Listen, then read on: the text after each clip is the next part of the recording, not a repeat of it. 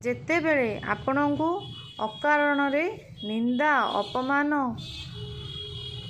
ମାନେ ବଦନାମୀ ଆସିବ, ତେବେ ଆପଣ ଏଇ ଉପାୟଟି ନିଶ୍ଚୟ କରିବେ। ଆମର ଶ୍ଵେତ ଚନ୍ଦନ ଆସୁଛି, ତାକୁ ଚନ୍ଦନ ପେଡ଼ାରେ ଗଙ୍ଗା ଜଳ ପକାଇ ଘୋରିଦେବେ। ତାପରେ ସେଇ ଯେଉଁ ଚନ୍ଦନ ଘୋରା ଥିବ ତାକୁ ନିଜର ଦୁଇ ହାତ ପାପୁଲିରେ ଆପଣ ଗୋଟେ ଡାଳିମ୍ବ କାଠି ସାହାଯ୍ୟରେ ତାକୁ ଆପଣ ଗୋଟେ ସ୍ୱସ୍ତିକ ବନେଇଦେବେ ଦୁଇ ହାତ ପାପୁଲିରେ। ସେଇ ସ୍ୱସ୍ତିକକୁ ଶୁଖିବା ପର୍ଯ୍ୟନ୍ତ ଜଗିବେ।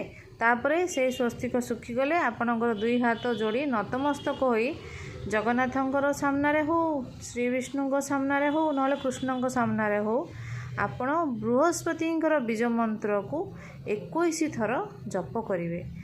ଏହିପରି ପ୍ରତ୍ୟେକ ଦିନ କରିବେ ଏବଂ ଏମିତି 21 ଦିନ କରିବେ। ଆପଣଙ୍କର ମଥାରେ ଯାହା ସବୁ ନିନ୍ଦା ଅପମାନ କଳଙ୍କ ଲାଗିଥିବ ତାହା ଦୂର ନହେଲେ ମୋତେ କହିବେ ଆପଣ।